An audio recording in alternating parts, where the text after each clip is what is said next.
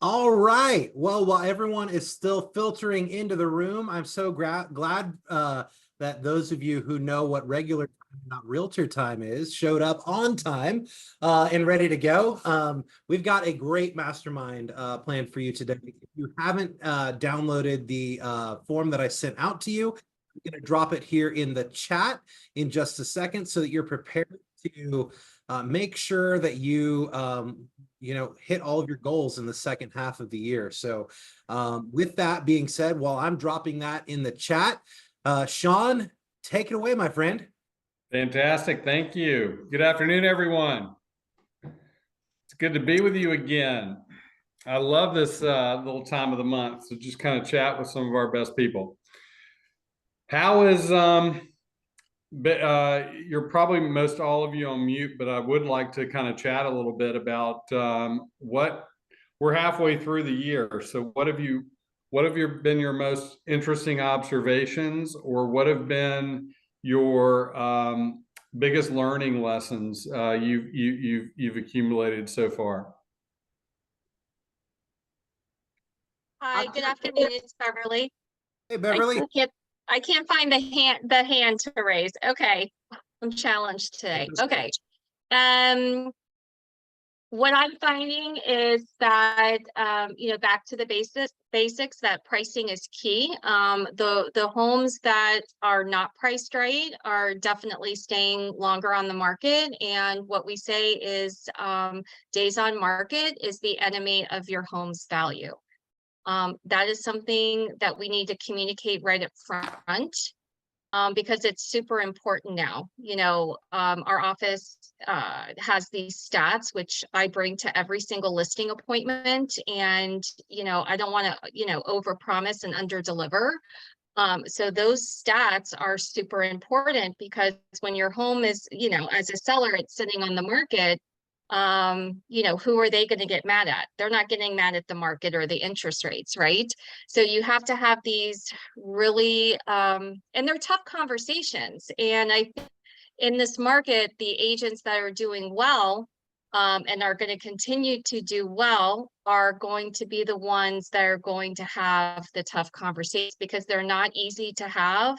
But they're super important in a market that we are currently in, and we kind of don't really know where it's going because we have some other challenges with the settlement that's coming out. But that's what I'm seeing, and I'm having success with that because it's not a conversation in 30 days. We need to do a price reposition. We already had the conversation on night one.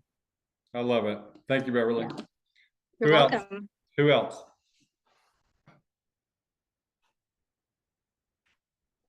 I think you need to start pressing hard for motivation. You really got to dig down into that motivation because in this market, I'm finding unless they have the real motivation to do what it takes to get the property sold, it's not going to happen. Yeah, I totally agree with that. Who else? Observations, lessons learned. For me, it's tracking numbers is super important rather than listening to the hype. Because I think I was listening to all the negativity and I didn't realize I am halfway where I should be halfway in the year. So, and that was amazing to me because I realized that's how much your head can screw you up. So, well, and my guess is it's probably you got there with a headwind instead of a tailwind this year. So it probably in dog years, it probably Shaun didn't is feel doing like his you top 20 mastermind. didn't feel like you were where you were, but you actually were. It was harder to get there. yeah. Right? Yeah. What else? What else? I think that you really have to follow the system and model. In other words, I think it was John said, you have to look for their motivation, and that's true. But I think sellers are also, as we've all learned, behind the market. They're always probably 90 days behind. So sometimes you have to just follow up at them on a weekly basis, give them a market update, how many calls, the feedback, etc. Because until they feel the pain, they're really not going to adjust. And time again, with all the listings I'm noticing I'm doing major price adjustments. And although that is the enemy of your home value, unfortunately, a lot of sellers need to feel that pain before they're ready to commit. But if you stay and follow a system showing you're only a messenger of market on a weekly basis, every Friday following up, this is what's going on, this is what we've done, this is the feedback, they're not going to leave you or let it expire to go to the next agent. That's what I'm finding. Yeah, it's interesting. If you've been in this business any time at all, you know that when things get tough, your communication has to double. It's if you're communicating the same way in a tough market as you are in a easier market, you're screwed as an agent, because you have to step up your communication game. Yeah, And following Shaun, systems and models with that, Evan, or you're exactly right. one of the things that I've always been taught about that is in situations like this where it's tough, you've got to over communicate. And the best way to do that is tell them what you're going to do it, and then tell them you've done it. Yep. Pretty much. I just thought of something while Evan was talking about the conversations. And one thing that a financial advisor always asks clients is, how comfortable are you with risk? Yes. I don't think I've used that for talking about real estate. And I think I'm going to add that into my conversations. Love that. By saying, in this market, I need to ask you a question, how comfortable are you with risk, or are you risk adverse? And that will determine our strategy with our pricing. Nadine, I think we can end the call. I think that was I think that's an aha for everybody. See y'all later. We'll see y'all in July. Y'all take care. That was great. I mean, I totally agree. And here's what I'm noticing.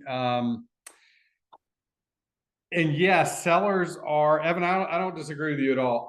However, I think agents are looking at the market with retail goggles, and I don't think the market is. I think we are the ones who are creating an incorrect price sense on some level, because I don't know, because we're looking at that and going, that house should be $750,000. That's a $750,000 house, and what I'm finding, like we're just talking to this in Atlanta the other day, and it seems like we're, depending on the price point, it seems like we're $10, $20, $50, $100,000 overpriced, or our vision of what prices are and should be. And if you go back in time in real estate, when we look at comps to price a property, if your next door neighbor sold for 500 and you've got the same house, well, now we're going to list your house at 525. And we've always played a game of leapfrog with properties, but now I think that game of leapfrog, when we look at that price, I think that was the max price. And I think our price is probably, that's the most we could ask. And if we're smart, it's probably less than that. Not dramatically, but I think our game of leapfrog that we're used to playing price-wise is over. Temporarily. Yeah. One of the things that was brought up in our team meeting here in Fort Lauderdale today was cheers for peers for a couple of other agents in our office who actually had listings that were pending that they were able to help our agent create comps for, because we have to be more dependent now on the pending data, and we can't just be completely dependent on the sold data. So to really embrace the collaboration with other agents to get the data that we need to price effectively and appropriately. Mr. Topo.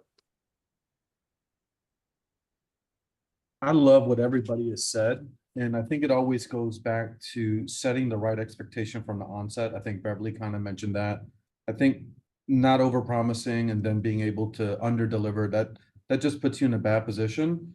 And I love what you guys talked about, the pending data. It's part of my strategy. Every time I take a new listing, yes, we look at actives. Yes, we look at closed. But I pick up the phone and I'll call agents who have pendings in that neighborhood. And a lot of times they will share, right? Or they'll be very close to sharing, okay, this is where we're at, because that's live, up-to-date market data that hasn't hit the market yet that we can use for our sellers. So really, really great stuff. The I think the if we were doctors, right? If we were doctors and we had a patient that we're visiting with, and she's super excited because she's about to go on the trip, bucket list trip to Italy. They've never been. They're going to go spend 2 weeks on the Amalfi Coast, and they can't wait to go. And been planning on it for a year and saving and whatever. And you're excited for her, and you go back and you're looking at something in her tests, and you see, oh my God, she's got cancer. As a doctor, as excited as you are for her trip and as excited as she is for her trip, you have to tell her she has cancer, and you got to ruin her day. And if you don't tell her she has cancer and you wait till she gets back from her trip, you could kill her. So time is Your career. Yes, for sure. I think we kind of have to look at a seller like a patient like that, and in terms of the stakes, because of the finances that are involved. I think the stakes are just as high, and I think that we have to be able to communicate clearly and authoritatively on the condition they have and the opportunities they face and the risks they face, as Nadine said. I think we have to say, look, here's what you need to know. And if you don't subscribe to this, or you don't, and you want to push the envelope, or you want to do whatever, you could be putting yourself at risk for missing the market. And I think one of the things, we used to talk about this back in the 2007 to 12 is when I sit down and talk to you about price, and I say, okay, so the price I give you today, here's what I'm going to tell you. It has an expiration date on it, and it's probably similar to the expiration date on the milk in your refrigerator. So I'm not telling you your house is worth 500 and it'll be 500 for the duration of this listing. I'm telling you right now today that I think the right price for this house is 500. And I'm telling you that in 10 days or 12 days or 15 days, that price could change, and it could go up and it could go down. But it's really important that we communicate on an absolute now basis, because tomorrow isn't guaranteed and we don't know what direction it's going to go. But we do know that there's a point in time ahead of today that the number we're talking about is going to change. And based on what I'm seeing, it might change in a way that you're not going to like it. So we have to hit the market ready. We have to hit the market assured, and we have to make sure that we don't play we'll try it at the higher and then we'll come down. We're putting you at risk, as Nadine said, of missing the market if we get too aggressive for market conditions. I think it's important. I think all these lessons are great. Motivation is, how motivated are they? This came up recently too, in terms of motivation, and that, are you still meeting with people that say, well, I don't have to sell, I'm not motivated. I'm not that, I don't have to sell. My response to that right now is, you have to look like you have to sell. Like if the market sees you as not caring whether you sell or not, it's basically suicide as a listing. Like, you may not have to sell, but your house has to look like you have to sell. It has to be priced like you have to sell. I don't really care what you as a seller think, but no, sellers are not on the market. Houses are, and your house has to look like it's game ready and it's there to play. Because if buyers are smarter probably right now than they've ever been in the history of real estate.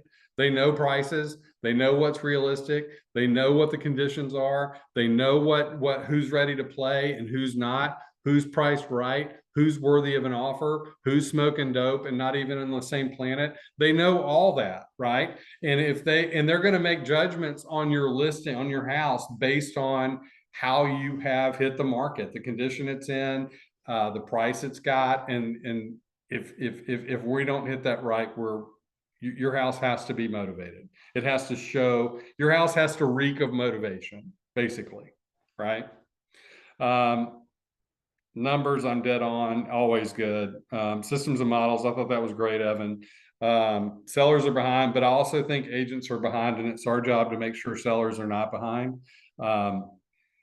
It's much better from a listing standpoint if you can go back and say, remember when I said, right? You don't want to get to the point and say, you know, I think things have changed, and now I'm telling you something I didn't tell you when I list the house. It's much better if you're up front and you can point back to, remember we had the conversation and I said this, well, this is where we are. And we've missed the market, or the market has rejected us, or the market has not said they like our listing at this price, and we've got to do something. Michael, your hand is up. Is that what that means? Yeah, I have a question about, we come on the market, we're listed at a proper price bracket, and then we have to do a price reduction. How do we handle that price reduction and making sure that we're mindful of a pricing bracket as well? It's something that I preach from the onset, right? We want to price correctly the first time, but God forbid. Yeah, it's a really good, it's funny because I see pricing mistake. I mean, from my standpoint, I don't know where people come up with prices. I mean, like I've always said, if you want to price a property right, pretend you have a buyer and tell me what, I don't know anybody that looks up to 439.9, right? I don't know anybody that starts looking at 589.9. You know, it's, and the reality of the market that we're in with interest rates is the person that buys your house is going to be, your house is going to be the best thing that they see in the price point that they're looking at. The days of, well, I'm going to make a value buy, or I'm going to buy something. If I see something that's great, that's in my price bracket, that's what I'm going to buy. So you're always chasing I have to get in front of new eyes with a price reduction to be able to go back and say, well, we're going to reduce from 550 to 535. We're not getting any new eyes on it, and nobody gives a damn whether you drop $15,000. Like, you have to get it to like 500 so that the people looking up to 500 are going, oh wow, here's a house that was just listed at 550.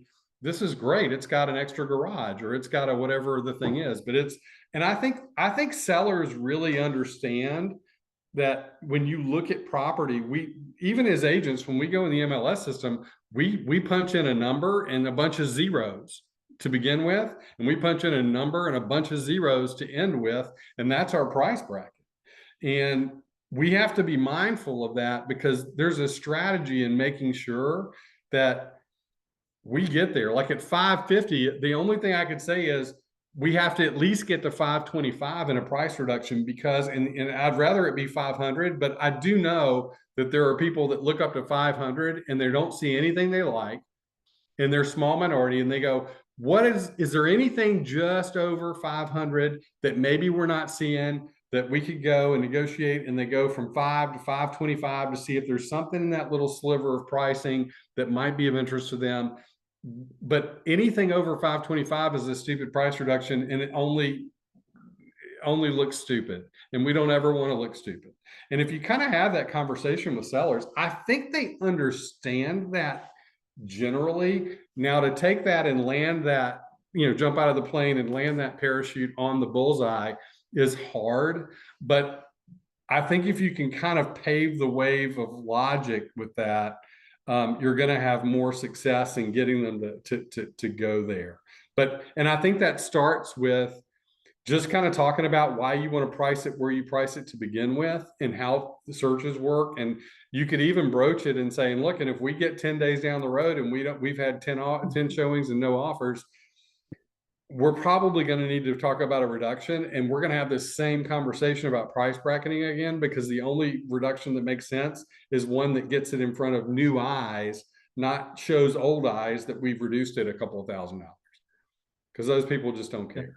So something that actually helped me with exactly that was a graph that Lee Rosa taught me when I first came to Keller Williams, which is the 90-degree graph, you know, highest to lowest, best condition to worst condition. And then you do the 3 arches across, out of the market, no man's land, in the market. And I actually use that sometimes on the listing presentation to do an expectation setup. If I know I'm going to have to do an adjustment, and then I'll write it on the listing agreement, or when I'm in doing the price adjustment conversation, and then I never give a price, I give a percentage. Well, we're out of the market. We've had one showing in 15 days. We're definitely out of the market. That's going to be anywhere from 8 to 12% adjustment. No man's land, we may be looking 3 to 6%, so on and so forth. So to help you, Michael, using a percentage, forget about a number, use a percentage to get you in the market where it's going to sell. I find it to be a much safer conversation or more comfortable. That's a great point. I like that, Evan. I like it. How many, by show of hands, how many people are ahead of where they should be at mid-year? When we close out June, who's going to be ahead of where they wanted to be? If you can't be on camera, just drop it in the chat. How many people are like Nadine and are where they plan to be or are on track for everything? And how about behind where you want to be? I mean, this market, it's most, I mean, the largest percentage of people are behind, right? Yep. So one of the conversations that Scott and I were having is this notion of the 3 categories of lead generation, which I think is brilliant. You want to talk about that for a second, Scott? Because I've got some thoughts around that in terms of follow-up.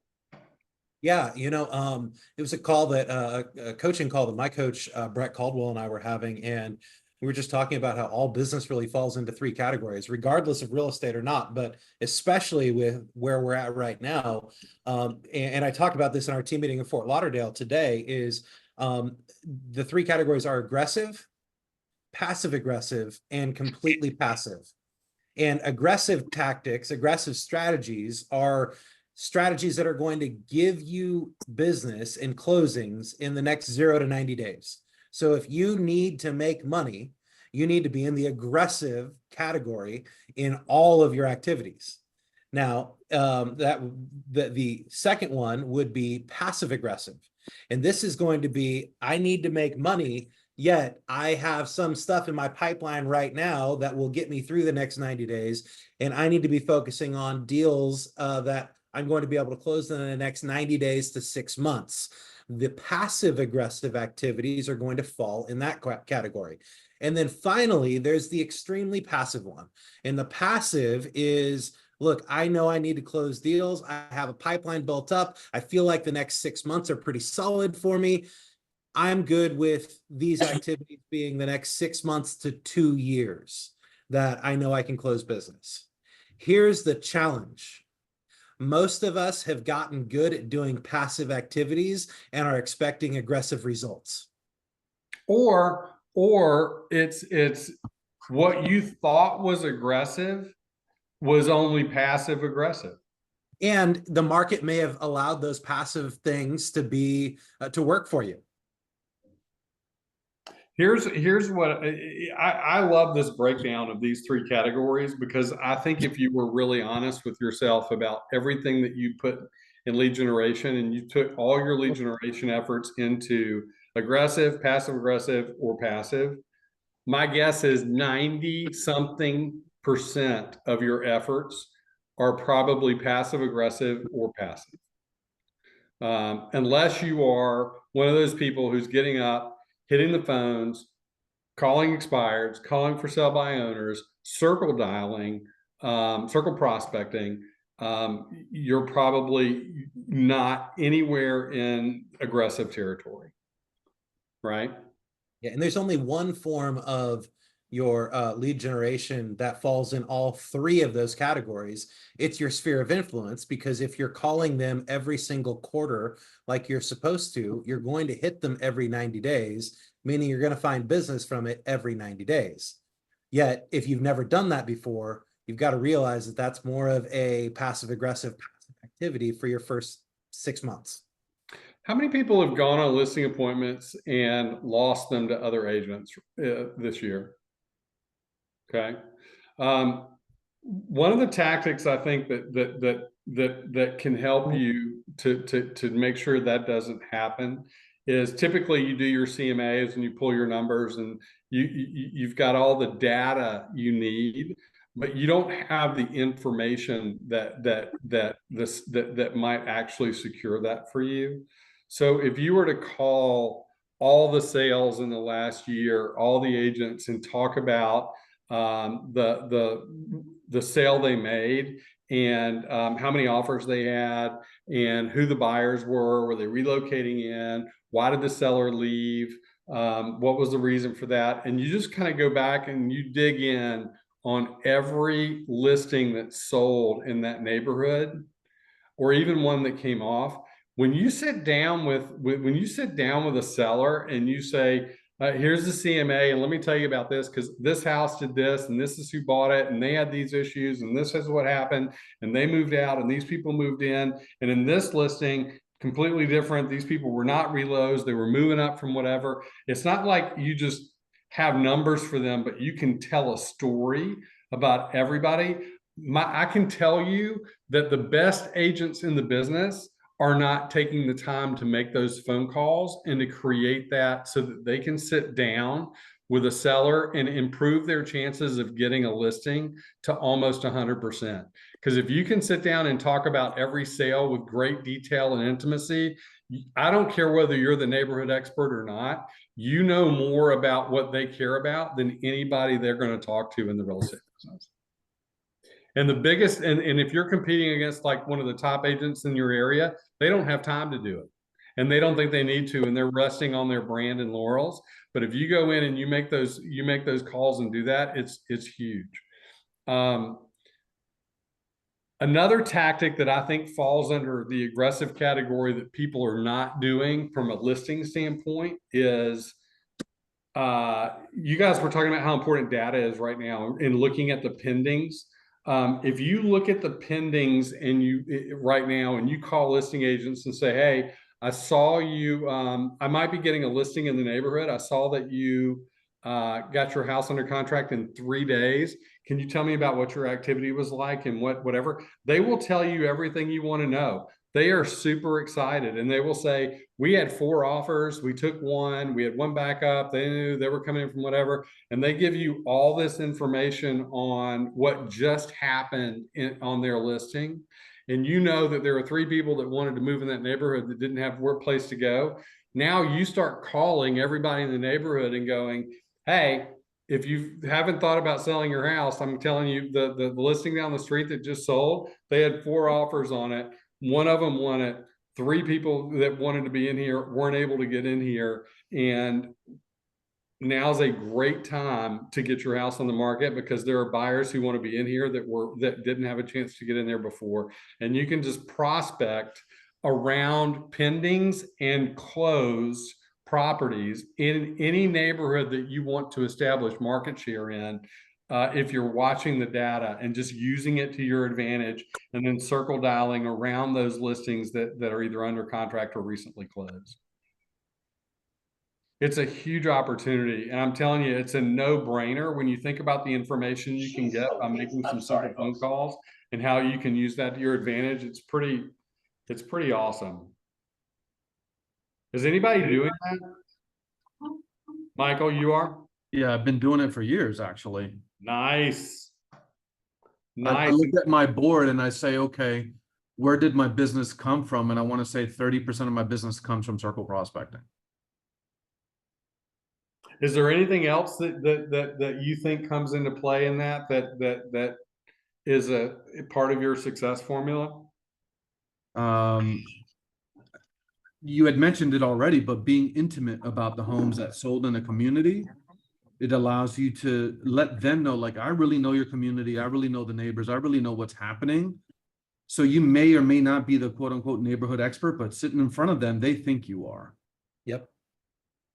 Right. And I do circle prospecting every week, right? Okay, we can be aggressive, right? With the 3 different kind of sectors of calling FSBOs and expireds. And the one thing that I've learned about circle prospecting, similar to the numbers of door knocking, for every 115 to 130 conversations, you're going to get an appointment. And it may not be right now business, right? But then that's the passive aggressive to the passive, right? And you just kind of continue to fill up your pipeline for future business. Well, and to your point, Michael, we have to continue to be filling up all 3 of those buckets. That's right. Well, if you're prospecting and you put, it's going to fall into, either going to fall into right now, later, or really later, but nonetheless, you've got business. And if you do this consistently over time, you don't have gaps in your business. One of the things that when you stop doing it and crank it up when you need it, that you can't make up for lost time. Because sooner or later, the later business becomes right now. But if you didn't create later business, then you don't have right now business.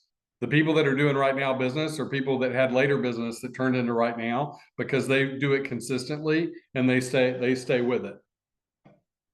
Paper 14 in Shift talks about survive to thrive, right?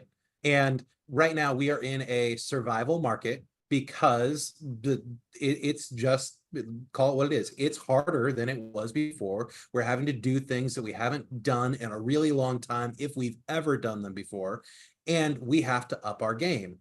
And right now, in order for us to survive, to be able to thrive, we have to lean into the aggressive activities more than we have in a really long time, no matter how uncomfortable it makes us, because it guarantees we're here on the other side to thrive. Well, if you the exercise you did with the bold scripts recently at Coral Springs, that it's such an interesting exercise because there were 17 referral. Was it 17? 17 referrals in 10 minutes. So 17 referrals in 10 minutes in a team meeting because somebody asked them to pick up the phone, that 10,000 pound phone, and use a script. 17 referrals in 10 minutes. And there's a lot more 10 minutes in the day. I don't think that we're thinking about now and how simple now is. And we overcomplicate lead generation, and we're so busy trying to make the world's most perfect postcard that we can just pick up the phone and talk about our business with anybody and everybody we know. And if you look at the stats, like Beverly talked about, you know that there's a lot of there are more transactions happening every month than you possibly even need, right? So you just need a little sliver of the transactions that happen every month in your market, but they're happening to people that are staying in touch theoretically. They're happening to people who have the courage to pick up the 10,000 pound phone and just talk about real estate theoretically. They're doing something that you're not, or they're in touch with people who want to buy or sell that you're not getting in touch with. And so we have to get obsessive over the number of conversations and opportunities we have, because as Michael said, if you have enough conversations, you'll find enough business, right? It's for numbers to work, in percentages to show up. You can't have 5 conversations and expect 20% return to show up, right? You have to have like 100 conversations for a percentage to show up. And every 100 conversations you have, you start creating percentages that are reliable for you. But if you're not having lots of conversations where you're asking for the opportunity to help somebody or explaining where the value is in the market. We talked about video the last mastermind. I don't know if anybody put those into play and feels like that started to create more of a relationship. But Our goal is to make sure that we are enhancing the relationship with the people we've got, that we're finding referrals from anybody that might know somebody, and doing business and handling buyers and sellers that need to buy and sell. But the first and foremost goal is to enhance the relationship. But the referral part of it is we're missing a lot of that. I think we're just missing it. And the fact that we can make phone calls in 10 minutes and generate 17 referrals, that just tells, I don't know why we need to be prodded to create those results. Like and is as unexciting as 17 referrals sounds like, what's scary about that is those are 17 referrals that would have gone, those would have gone, whatever transactions occur from that would have gone to somebody else because our people would have never called. It took somebody going, hey, pick up the phone right now and tell somebody you're in a stupid ass contest and you need referrals. And when they do it, And that's exactly what it was. 17. That's 17 potential buyers and sellers that would have sold with Compass or Remax or Dumbass Realty or whatever it is. But not us. And I think that's $170,000 in commission in that one room that was potentially created in 10 minutes. And I can tell you, looking at our numbers, we're not generating enough business.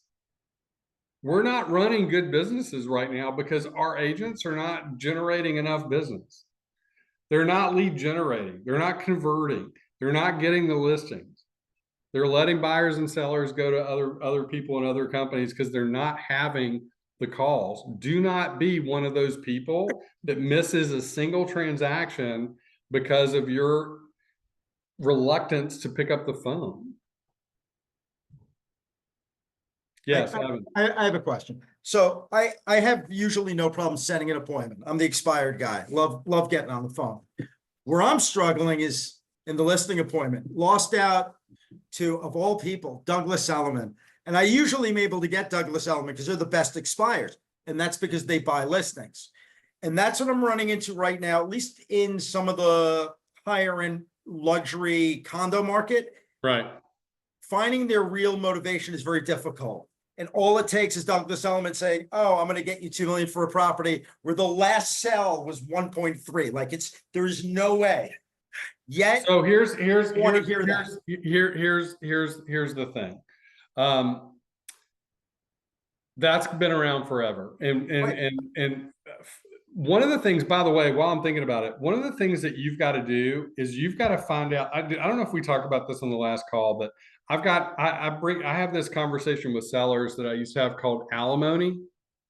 And the conversation is, we didn't talk about that. You and I did. Okay. So how much does it cost you to own your home every month? Right. And they go, well, my mortgage payment is this and my taxes are that. And you go, insurance that. Okay. How much do you pay your cleaning lady? Okay. That's $600 a month. Okay. How much do you pay your landscaper? That's X number. How much is your power bill? How much is your water bill? How much is your gas bill? Is there anything else attached to your property that you're paying for? And let's add up all the expenses. So if it's going to cost you $7,000 a month to own this home, and what you're telling me is you want to go somewhere else, I want you to realize that every month you pay $7,000, you're paying alimony for something you no longer want. And I think you would much rather take that money, not pay alimony, and pay for the new house that you actually do want. So my job is to make sure you pay as little alimony as you possibly can on this property. Now, Evan, to go back to your example, here's what I think you have to play Penn and Teller a little bit. In that you have to say, I think it's important for you to understand how my business works, right? There are a gazillion real estate agents out there. Some of us do pretty well. Most people in my business don't do pretty well. And the opportunity to get a listing in your neighborhood means an opportunity to get your business, but an opportunity to use your listing to get more business. So for some agents, it's okay for them to take your listing at a price that they don't believe in or that they know isn't right for the market, because they get a sign in the yard, they get an opportunity to generate sign calls, they get an opportunity to create clicks and interest on your property that they can turn into and convert into other transactions as buyers or sellers of other homes. So they can use, a good real estate agent can use a listing to get more business without even I don't have to sell your house necessarily to make money off your house as a listing if I'm really good at what I do, or if I'm just lucky. The difference between most agents and me is I don't feel comfortable playing that game. It does not feel comfortable to me. And for me, it's really important because this is a financial decision for you. If you're taking the advice of somebody to list your property, I think you need to be taking advice from somebody who's giving you the cold, hard, honest truth about what's going on, so you can make the best decision in the quickest amount of time and move along. And so my goal is to tell you everything you need to know so that together we can make a great decision and we can get you out of here as quickly as possible. I'm not selling your house to capitalize on the leads that might be generated. And I'm not looking at it like I don't have to sell this house at all. My goal is to sell your house as quickly as possible. I can't speak for everybody else, but I can tell you there's a lot of people, when people go, why in the world would they take that listing at that price? That's why they'll take that listing at that price. And I don't want you to go through that. I don't know whether that happened on your first listing or not, but you're still on the market and you should have gotten better advice, or you should have listened to the advice you were given. I don't know which, but it's really important. You missed the mark. The market said, I don't think so. I don't like it. I don't like the price. And it just rejected you. So we need to get to a place where the market accepts you and doesn't reject you. But I think if you tell them, I've always found it very effective to say, here's how a lot of people play the game. And as an expired caller, I run across this a lot. And people say, why didn't my house sell? My guy told me. I was like, I don't know. I'm not speaking about your agent, but here's what I've found in my X number of years in this business. This is kind of how some people in my business do their business. I don't like it. I don't condone it. I don't approve it. And I certainly don't do business that way myself, but I know that there's a lot of people that do it that way. And they're playing with your investment and risking your dollars and risking your financial situation for the hopes of hoping to sell your house and hoping to get more opportunities to sell other houses because of your listing. That's not, I want to get your house sold as quickly as possible. Time on the market, holding more open houses, having your house on the market 30, 60, 90 days from now. That's not the business I want to be in. I want to get you in and out of here quickly so that you can be really happy and you can move on.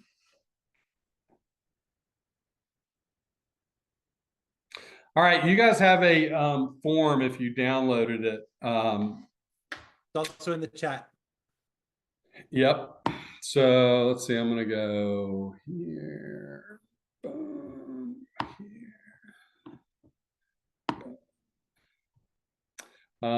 This is the form you should have, if you can see that. Can everybody see that?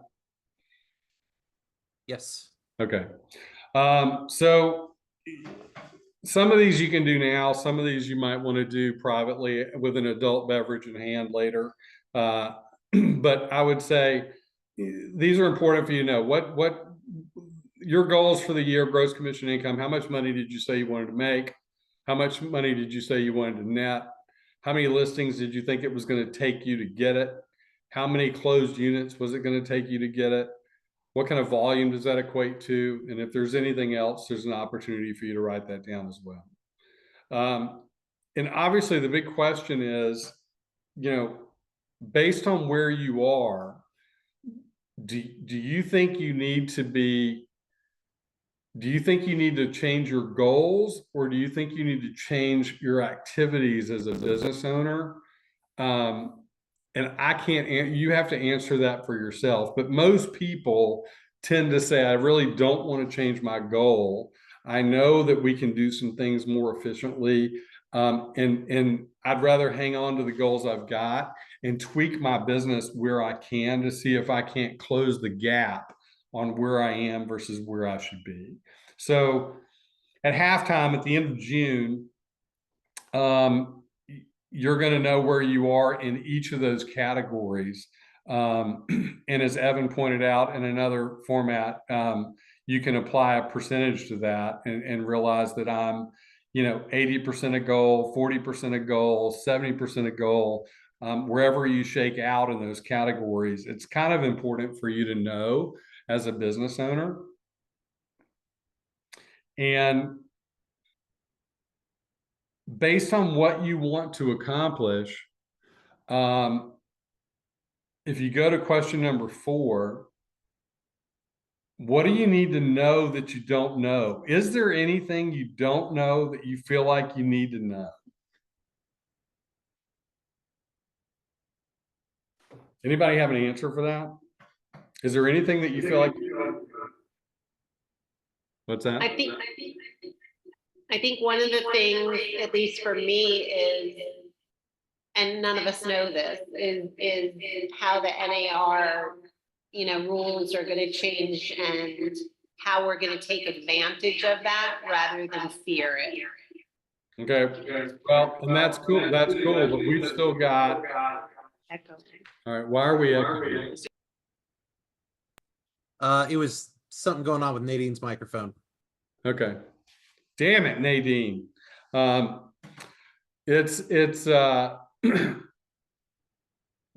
We still have what, 60, we're at June 7th. So is today the 17th? We're exactly July. We got 18th. We've got 59 days before that goes into play. So I would push that off a little bit in concern and figure out what we can do before those rules take into place to start closing the gap on our business, because whatever you're doing right now is not going to change when the rules change, right?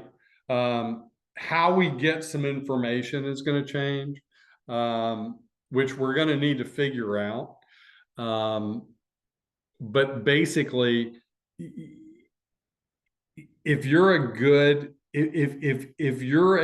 and relentless generator of business for your business, these rules are going to be nothing but a speed bump for a little bit, where you just kind of slow down and take note and do some things that aren't as natural, but you just keep on rolling. So I would be careful not to make the upcoming changes anything that you're waiting on deploying from a lead generation standpoint. And I don't think, and to be really honest about that, Nadine, is I think until these rules take place and we start playing and actually having results, we're not going to really know, right? I mean, it's all we can do is talk about the fact that they are going to change. You've got to get really good at your listing presentation. You've got to get really good at your buyer presentation. You've got to get really good at demonstrating your value and explaining that and communicating that in a detailed fashion. And outside of that, we just don't know how it's all going to shake out.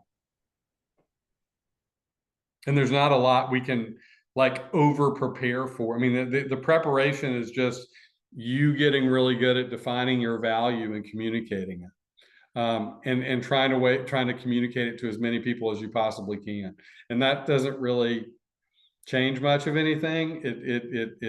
How you do the things you do are going to change somewhat, but what you do isn't really going to change much, right? So my question is, I'm not sure what you guys need to know that you don't know. I think this market is really kind of a back to the basics market on some level, but it's really a market about being honest with yourself and realizing that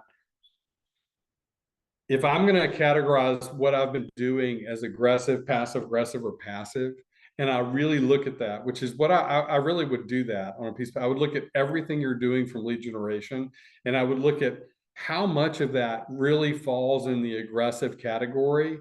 And my guess is you're going to have a hard time figuring out what to put in the aggressive category for most people. For most people. Because if you're uncomfortable with something, if thought of something makes you uncomfortable, you're probably not doing it.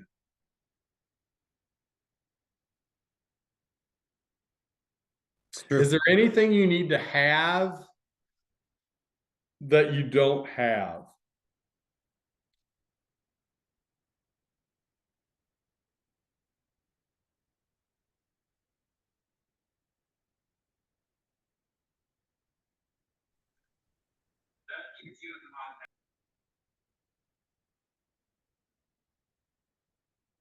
Was that somebody answering that? No, that was Okay. background noise. Um, Robert said he needs Adderall. Adderall and courage, right? Adderall and courage. Well, then double up on the Adderall. That's all I can tell you. You know, I mean, it's if that's what if there's something that you know gets you focused, if there's something that you know that makes you make your priorities a true priority, then I think now's the time to do it. I mean, it's there's a years ago I got a chance to listen to one of the U.S. Olympic hockey players that was involved in the upset when U.S. beat Russia for the gold medal in the Olympics in like 1983. It was like early 80s, I think. But it was like one of the biggest upsets in sports history. I'm assuming most people kind of know what I'm talking about on this call. But one of the things that guy said, which was really interesting, and this is where I get this halftime idea from, because we've all watched sports games where, you know, a team's not winning at halftime and they go back into the locker room and they look at what plays they've been running, or they look at the tactics they've taken, and they figure out that if they do this differently, or they do this differently, or they do this differently, they could actually win the game. And a lot of times that happens. I mean, we watch teams come out of the locker room for the second half and look like a completely different team than they looked like in the first half, all because of just a 15-minute chance to reevaluate their game plan in a locker room between halves. And I think the Atlanta Falcons experienced that a few years ago. yeah, it's a painful subject, Scott, but thanks for bringing that up. Yes, we did. We did experience that quite really. But I'll tell you a funny story about the Olympic. One of the questions the hockey player was asked in the group I was in is, they said, what in the world did the coach say to you guys at halftime that lit you up in that second half? And the guy kind of laughed and he said, I can tell you what he said to us verbatim. And we are like, really? You can like recall his like halftime speech or whatever he did? He's like, I absolutely can. He said, here's what he did. He said, he came in, we're all sitting around and we're all tired, our tongues are hanging out, and we're just kind of like feeling the pressure of it. And he said, he looked it up and he said, fellas, you're going to remember how you played this game for the rest of your fucking lives.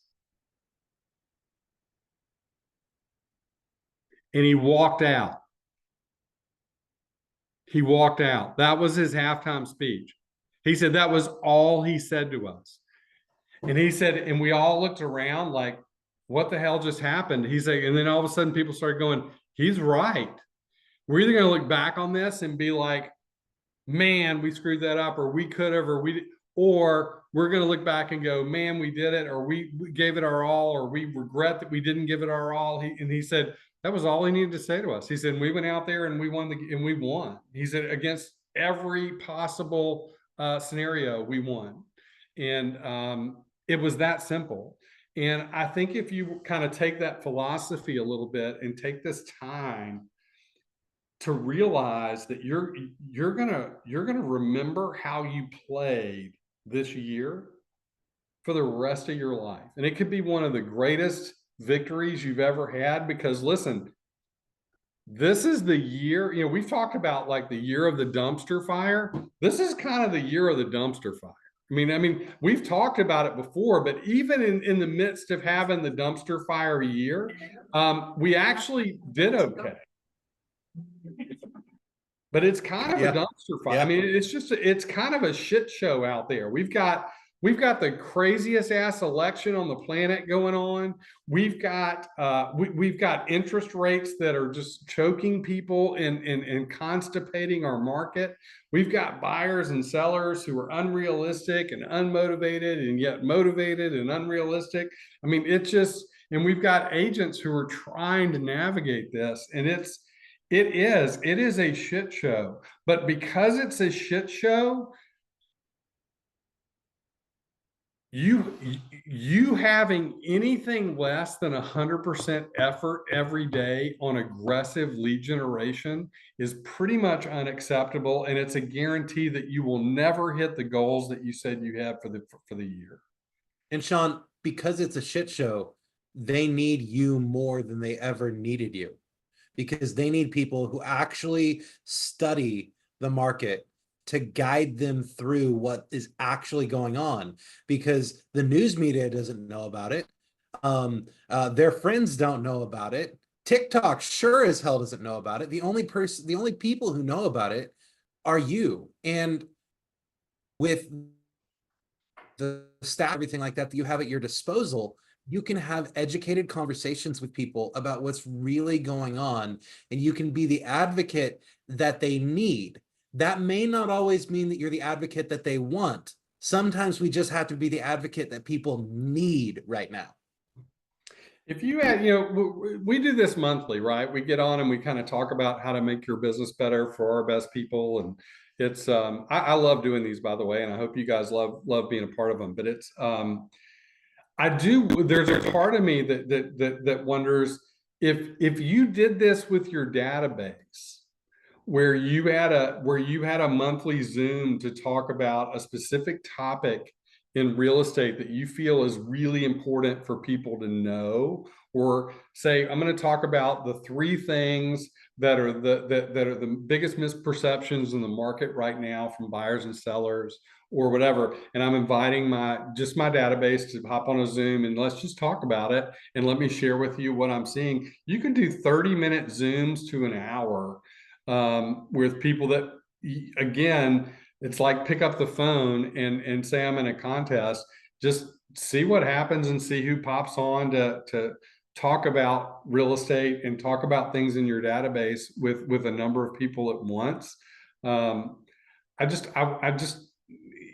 kind of wonder, you know, sometimes we think we model things from a business perspective, but is anybody doing anything like that with your database, where you might be having these kind of masterminds with your database just to kind of stay current and talk about the opportunities and the obstacles that you're experiencing as a professional with your people? Even if you were to, you know, take that to another level and say, you know, I'm struggling in my business, which means other people in their businesses are probably struggling too. Here's all the people in my database that own a business. Let's have a call together and talk about how we're navigating the market or the economy together. Yeah, you could certainly have a conversation about how the current economy is impacting people's businesses, and if there's opportunities for whatever. But I don't know. I think it's just, I think as an observer and a participant in real estate on a day-to-day market, I think you see things that are interesting and valuable to people, and just the observations that you have shared with your people can just again underscore the value you have in knowing them. I mean, I can't imagine them being somewhere and going, well, I was just on a Zoom with my agent and some of her database, and she was telling us about the things that people have been doing that are unethical in these real estate transactions, or why real estate transactions are falling apart when they shouldn't. And somebody's going, what do you mean you were on a Zoom with your real estate agent talking about that? And I've never heard of that. I mean, that's because nobody else does it. I mean, it's nobody else does it. But I do think if in all my years of having masterminds, here's what I will tell you I've learned. If I have a really sexy topic, we get a lot of people show up.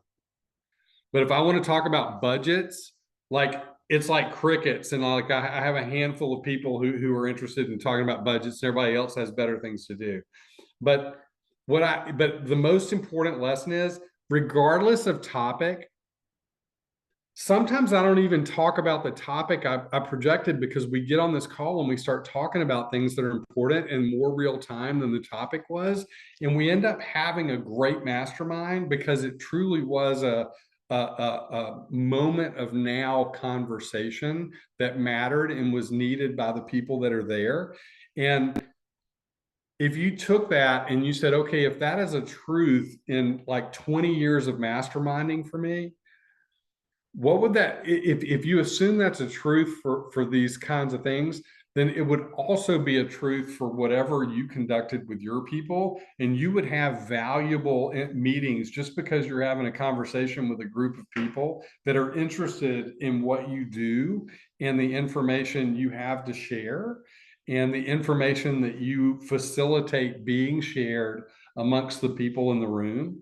It's, there may be an opportunity there in the second half of the year to kind of test out having a little mastermind. And even if you just did it with your top 20% of your database, the most important people, the people who refer you the most, the people that do the most transactions over time, the people who are your biggest fans, the people who are your most important people to wow. I mean, you can slice and dice it any way you want, but my guess is you could have a pretty interesting impact on people by doing something similar to what we're doing right now with your database.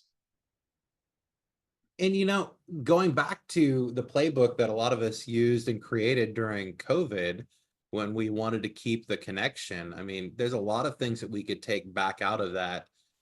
We may just transition it to the physical world now with doing things exactly like that, because there were a lot of agents during that time who would have different discussions and things with their database. So it might be time to go back and look at some of that and say, okay, how much more is this needed now? Yeah, no, I don't disagree at all. I don't disagree at all. So the other question on this form is, do you know what you need to do? We've talked about what you need to know. Is there anything you need to have? Is there anything you need to do that you're not doing? My guess is there's a huge opportunity to answer that question in mass detail. And by the way, we had this mastermind in Atlanta last week, and Andrew Morgan, who's just an awesome guy here in Atlanta, and he's also a sports coach. When we talked about halftime, he said, you know what's really, he said most, I think, oh, there we go. He said most sports, he said, when you talk about it, he said, truthfully, the third quarter is where people win championships. He said, because they come out and they actually, he said, it's not that they went to halftime and they revamped their strategy. He said, they actually go back and look at all the ways they didn't execute their game plan in the first half. And so they point out all the things they did wrong. but there was nothing wrong with the game plan. Their activities or their plays that they played and the way they executed them were poor. And he said most championships are won in the third quarter because they actually come out and execute the game plan that they had from the start of the game, but they didn't execute in the first half. So it could be, and I thought that was actually a pretty brilliant thing to I'd never heard that before, and I thought it was really smart. And it may be that your game plan that you started the year with was great, but because of the lack of Adderall that was mentioned earlier, maybe you just didn't execute your game plan. And you're behind not because your game plan was flawed, but because your execution of it was. And now's the time to sharpen your pencil and get back out there and do the things you said you were going to do when the year started that you didn't do. Yeah. Interesting, right? And you know what Gary Keller said yesterday? He posted this on his Facebook page. I don't know if you guys have seen it or not, but he said, there's real power to learning the play before you try to run it. Yes. Yeah. And many of us learned the play, and then we got so caught up by shiny objects that we decided we were just going to run different plays. That's right. That's right. So number 7 on the sheet is, what's your why? I mean, it's go back, and if you've kind of not thought about the reason you do what you do, or the reason your goals are important to you, or the reason making the money you wanted to make this year is important to you, and what you're going to do with it, or how it's going to benefit your life, or how it's going to benefit the people around you, or where it's going to allow you to live, or what it's going to allow you to drive, or whatever. What is the why behind the goals? This is a really good time to reconnect with that and think about it. And the why could have changed a little bit in the past 6 months, but I definitely would redefine what your why is for wanting to do or needing to do the business that you say you want or need to do. Number 8 is the first coaching call, actually the first coach I ever had. We figured out that I have an aversion to the word goals.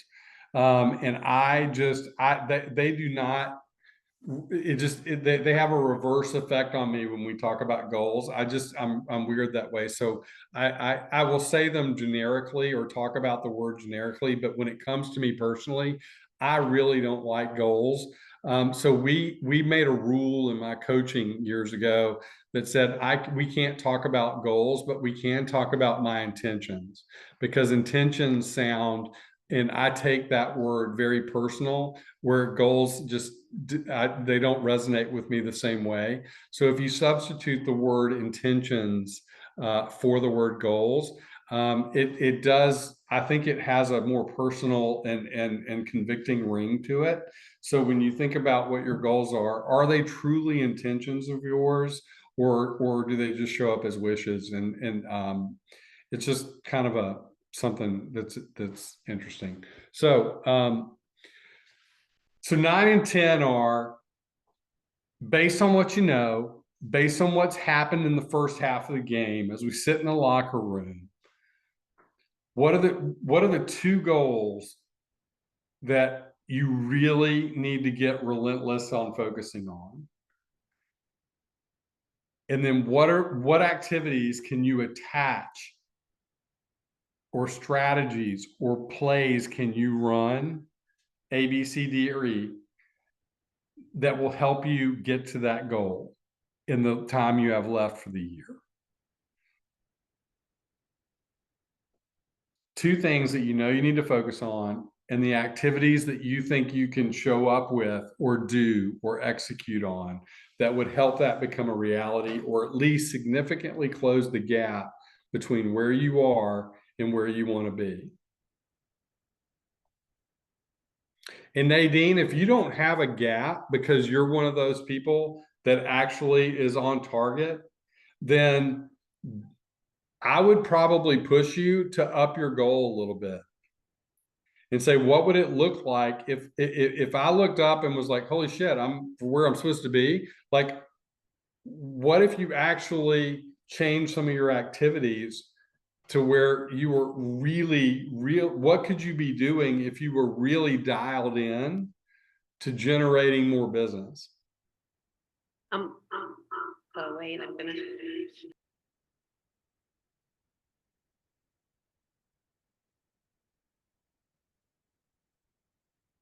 We got to get Nadine a microphone. Nadine, if you turn the TV down in the training room there, that should fix it. Oh, or turn it off. So I was gonna say, can you hear me now? Yeah, Yep, perfect. just fine.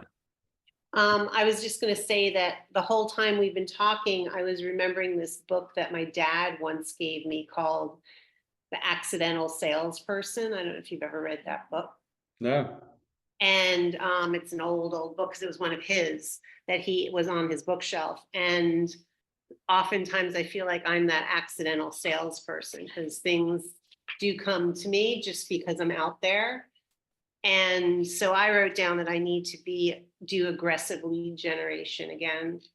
And I've had something this year occur that was sucked my confidence out of me.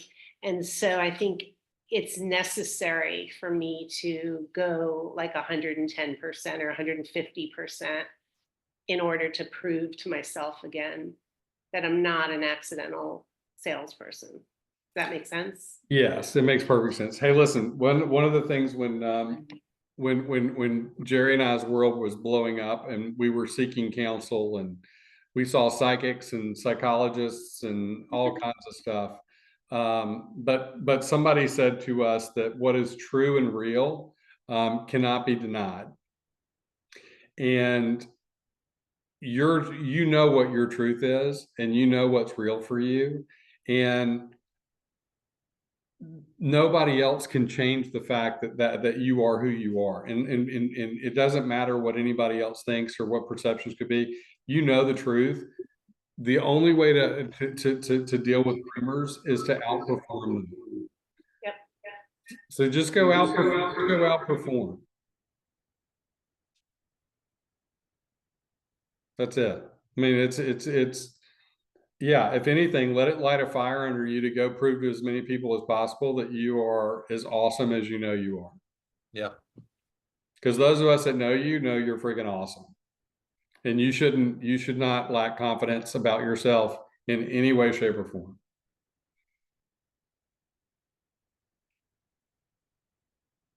So what are some things? Well, I want to know what I'm going to take this off the share. I want to know what those two things and those activities, what do those look like for some of y'all? What comes to mind, and what if anybody happens to be filling it out or thinking about it, what shows up for you?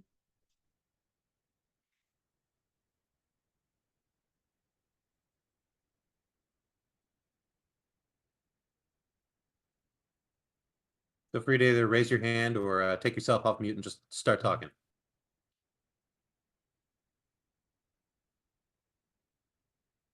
Shaun, I think just based on what you just told Nadine, because I'm on track and you're 100% right. I think my intention needs to focus on expanding that goal, stretching myself, making myself be more intentional. And I think that I need to put that on like the today list.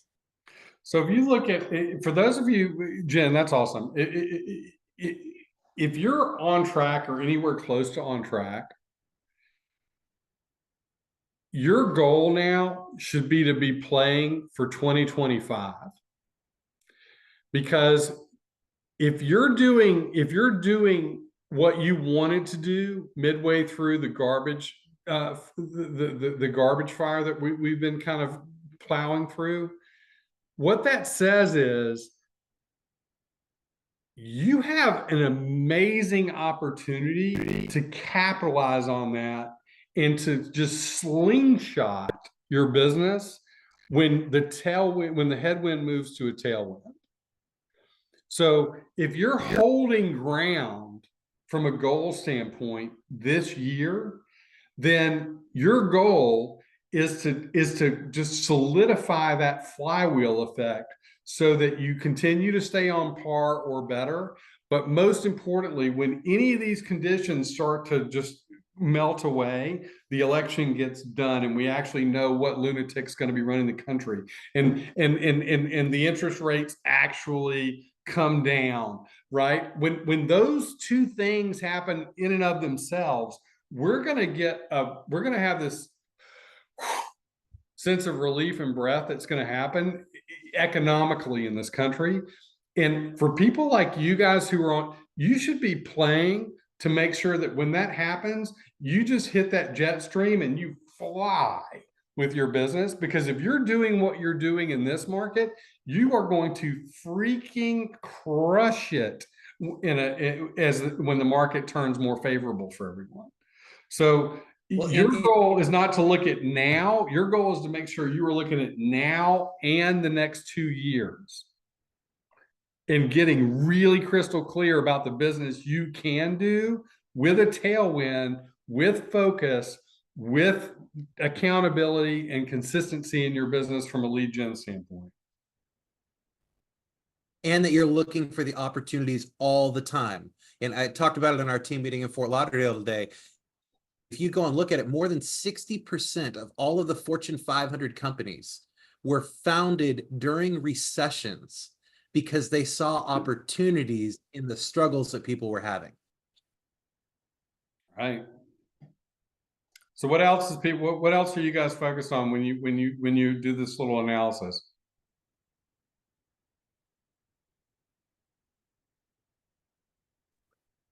Switching the strategy and being more aggressive than passive. Perfect. What does more aggressive look like for you, Elsa? Let's say taking more my phone and also more videos, actually targeting videos where I want to target. Great. So and you're doing a good job at it so far, Elsa. Keep going. Thank you. Great. Hey, Shaun, Scott, am I the only one who doesn't care what's going on around me? Like, let's just go to work. No, you're not love the it. only one, but but the reality is it doesn't matter what's going on. And that's the cool thing. It doesn't matter what's going on around you. If you do the right activities, you end up okay, right? Because you're not paying attention. But the reality is what's going on around you is creating a more or less challenging environment for the activities that you do. And if you stay focused on doing the right activities, the conditions will move where you score more points with the same activities, or you score less points with the same activities.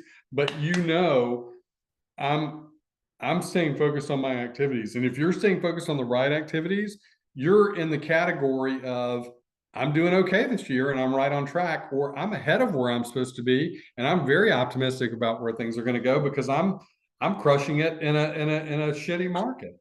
I mean, that's kind of my thought. Okay, every one of us can get more consistent, right? Like every one of us, if we're being honest with ourselves, it's always going to be about consistency. Yep. And just run the play, right? Like double down. I don't care if we're in a shifting market or not. Last year was quote unquote one of the worst markets ever. And I'm not saying this to brag. I'm just saying I just went to work and had my best year. There you go.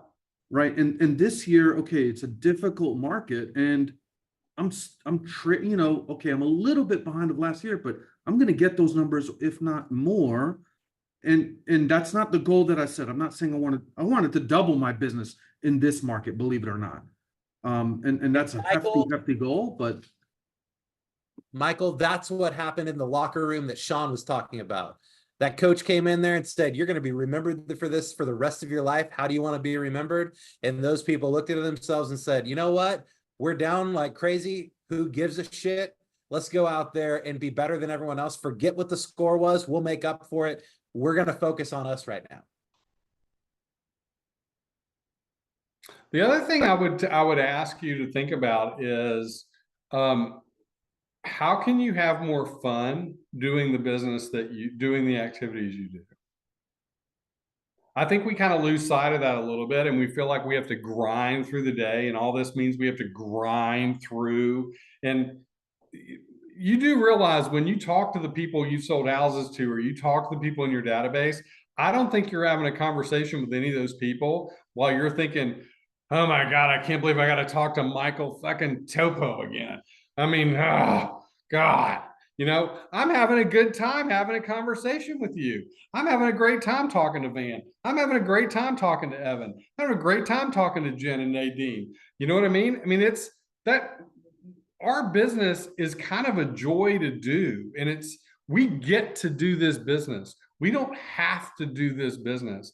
And if because you have taken your eye off the ball and you focused on the things that are going on around you that might be slowing your business down a little bit, re-engage and realize we're pretty blessed to do this business that we do and have an impact on the people that we get to have an impact for, and to be in relationship with some of the people we are in relationship with. I mean, it's kind of our business is not hammering nails and laying mortar on the side of the road and digging ditches. I mean, we pick up a phone for a freaking living and we drive our cars. I mean, come on, people. This is not anything. This is a joy to be able to do. And it's a joy to be able to share what we do. And it's a joy to be able to save people and help people and guide people and make the money and save the money and keep transactions together and look for the opportunities to create value. I mean, this is a cool business. And if you've kind of gotten in the mindset where I have to, or, you know, everything's like this is a freaking privilege. And you get to do this business. People would kill to have work as hard as yours. Yep. I mean, we can't all look as good as Robert Darrow, but I mean, it's, you know, it's the way it goes. It's the way it goes. My only goal for this meeting is to make sure that we hang up, we get off this call and you guys have a sense of enthusiasm that you didn't have before, and you have some clarity that you didn't have before, and you understand where you screwed up executing your game plan in the first half, and you know how you're going to fix it in the second half. And if there's something that should have been on your game plan that wasn't for the first half, that you make those changes and you add it. Because now is the time to make sure that you put some things in play that change the course of your year from here on out. And my challenge to you is to go and focus on the aggressive activities that are going to yield you results and yield you transactions and yield you money in your pocket in the next 90 days, because every one of you deserves it. Every one of you is worth it. And while it might be a little bit uncomfortable, you have to do it. 17 referrals in 10 minutes because somebody told them to pick up the phone. Where's your hand? So I just have. Yes. Okay, go ahead. Elsa. Take it away, Elsa. Yeah, so this whole day so far has been amazing. It's almost like that multivitamin that you needed so long ago and you got it all at one time. You know, the categorizing of the activity, Scott, thank you. What an eye-opener that was, right? And Shaun, I'm clinging on to so many of the words that you've shared with us today.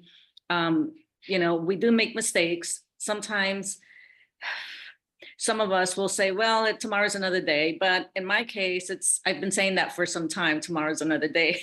So I think it's time to just reanalyze those activities and put the top activities that need to be used or done to see the simple results. I started early this week and I was just smiling because of the reaction I was getting with some of the people I was calling. So thank you for re-energizing me, the two of you. You've made my day, Elka. Thank you so much. I mean, I love being in business with you, and I can't wait to see what this does, because you're as good as it gets. And it's why we get up every day and do what we do. Yep. Amen. Well, I think our time is done if we want to hold true to our word, but any parting thoughts from anybody? All right. Well, I'm going to hold you all accountable to going out there and kick some ass and generate some referrals and picking up the 10,000-pound phone. Dig those ditches, people. Dig those ditches.